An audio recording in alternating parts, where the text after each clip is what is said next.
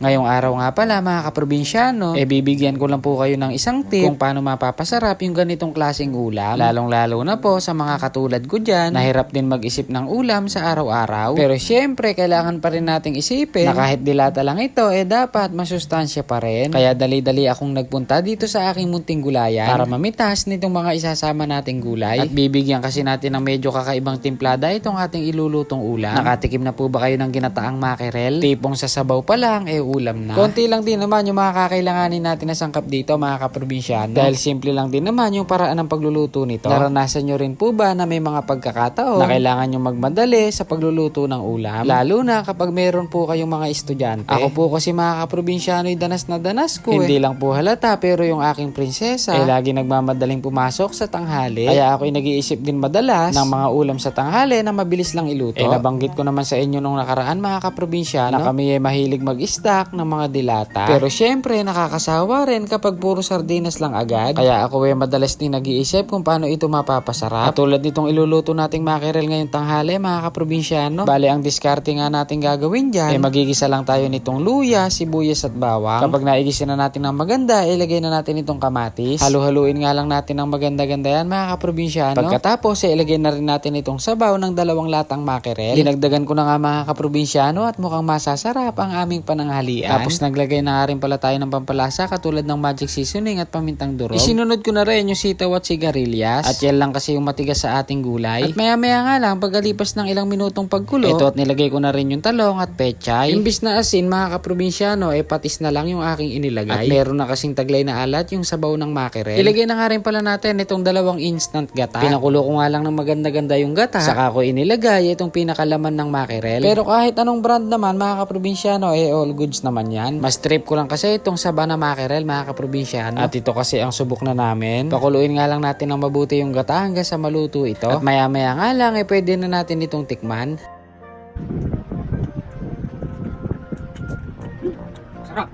At dahil okay na nga itong ating ulam mga kaprobinsyano, tara at hanguin na natin. Tapos ipinlating ko pa nga ng bahagya mga kaprobinsyano. Pagka ganito nga pala yung ulam hindi nawawala itong aking pampaganang sausawan. Tara at samahan nyo na po kaming kumain ng aking prinsesa. Habang lumalamig nga ito mga kaprobinsyano lumalapot yung sabaw. Ito at una na nga bumanat itong aking prinsesa.